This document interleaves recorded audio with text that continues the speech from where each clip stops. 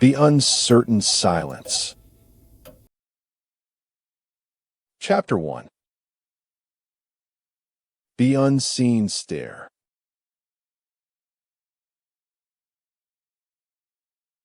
I woke with a start, heart pounding in my chest and sweat coating my skin. In the darkness of my bedroom, I could have sworn I saw them. Two piercing orbs staring back at me from the shadows. At first, I thought it was just a trick of the moonlight casting an eerie glow on the windowsill. But as I blinked again, they remained. A shiver ran down my spine, and I pulled the covers tighter around myself. It had to be a hallucination, exhaustion playing tricks with my mind after another restless night's sleep. The eyes vanished into thin air before I could scream. Shaking off the feeling of unease, I convinced myself it was just my imagination running wild. Yet, their presence lingered in my dreams long after dawn broke through the curtains. Days passed, and life returned to normal. Or so it seemed. It wasn't until the door creaked open by itself while I was in the shower that reality began to unravel. Each time, the sound echoed with an unmistakable rhythm. Thump, pause, thump, pause, never lingering long enough for me to catch a glimpse of who or what might be lurking. My apartment felt like a doll's house, silent except when the intruder passed by my room. I checked the locks, but there was no forced entry or signs of trespassing. It happened again that night, and the one after that. Every morning, something had been moved. A vase on the mantel, books rearranged on the bookshelf. The unsettling feeling persisted until I couldn't brush it off anymore. One evening, flickering candlelight cast sinister shadows across my wall as I settled in with an old novel. A chill crept over me when a page was turned to a poem I had never read before. In darkness, eyes watched from beyond the veil. The words seared onto the page like icy fingers tracing my spine. My grandmother Ruth's old journal rested on my nightstand, a sudden unwanted guest in our modern era of books and screens. Her calligraphy adorned the cover, the shadow within. I opened it to a dog-eared page. Strange markings danced across the paper, symbols both ancient and alien that held no meaning to me. The air was still as I stared at them, my breath fogging the glass. A soft whisper tickled my ear when no one was near enough to speak so softly. Lila, my name on the wind? I spun around. Empty space greeted me. Heart in a vice grip, I turned back to the book, but it didn't say Lila. The poem's final line echoed in my mind. To find peace, look into their eyes, and they'll consume you. Unnerved by the coincidence, I closed Ruth's journal, but the page refused to stay shut. Those eyes had returned, now a haunting refrain, a presence that seeped through cracks in my walls or crept unseen around corners. A moth-eaten photograph tumbled from the nightstand. An image of Ruth standing before a decrepit house with an unsettling grin. She glanced at something over her shoulder, as if beckoning me into the unknown. I tucked it away, refusing to believe this quiet town harbored anything truly sinister. In the morning light, every item was back in place and order restored. No more sleepless nights for me. I needed answers. My gaze fell upon the antique mirror hanging between two windows. When I approached, the reflection showed nothing but my rumpled self until a figure materialized behind me. It wasn't until it leaned forward that I let out a strangled scream. Ruth's face stared back, her eyes an unnatural shade of yellow in the glass. Her gaze fixed on mine before she vanished as suddenly as she appeared. The mirror fogged over and cleared with a gentle finger swipe across the surface. As if awakened by my touch, the image shifted to our family home in Willowbrook. A place where secrets slumbered within gnarled wooden walls and whispered stories. I had never ventured inside. Now it called to me with an unsettling allure.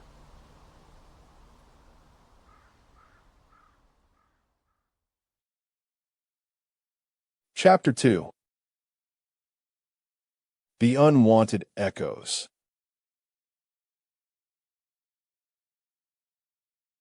With trembling hands, I retrieved Ruth's diary from its resting place beneath my bed. Tucked between its yellowed pages lay a key, small and ornate with intricate carvings that mirrored those symbols in her journal. In the flickering candlelight, I deciphered them as runes of protection or warding.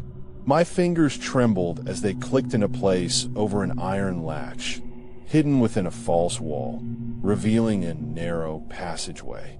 Musty air swirled out as I stepped down into near darkness.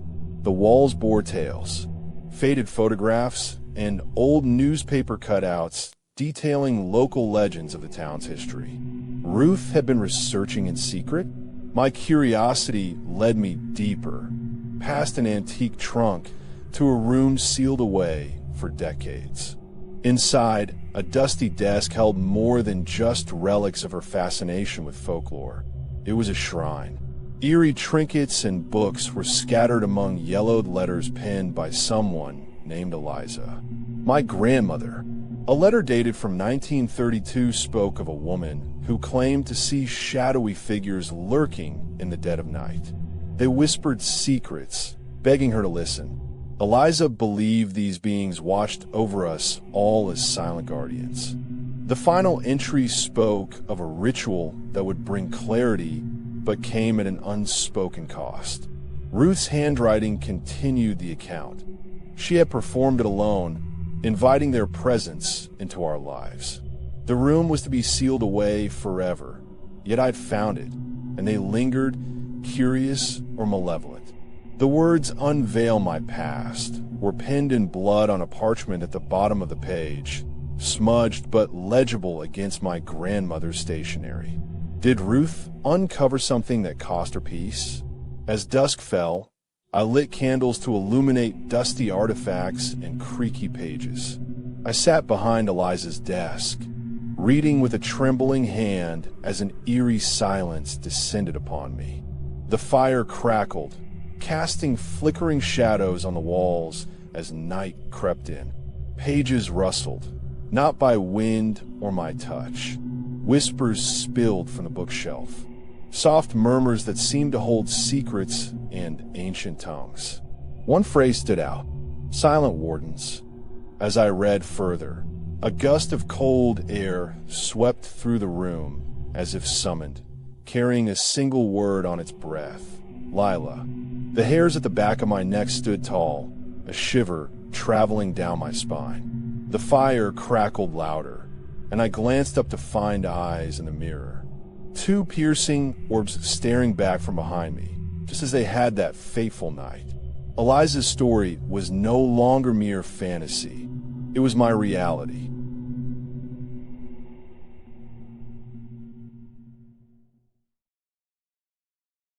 Chapter 3.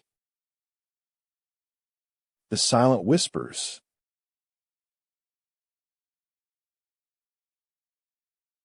Faced with a haunting truth, I stood at the threshold of my home in that room, both beckoning and repulsive. Inhaling deeply, I stepped across the threshold into Willowbrook's forgotten history. The wind died as if holding its breath in anticipation of what I might discover. Ruth stood before me, her eyes no longer yellow, but the same almond-shaped shape as mine. Lila. Her voice was barely audible over the whistling wind, an ethereal whisper that sent chills down my spine. "I've waited for you," she said, smiling like she'd seen something I couldn't comprehend. Beyond Ruth stood a doorway to the house from Eliza's photographs and newspaper clippings. Darkened windows peered out at us. The silencers awaited their keeper. Time had changed nothing about this town or its guardians. My inheritance was not peace but curiosity, a fate inextricably linked with their existence. I needed answers before crossing the threshold to the house. "Why?" Ruth's voice pleaded from behind me. Her gaze turned somber. "Remember my story, Lila. Her form blurred and vanished as an unseen force pulled me toward that door.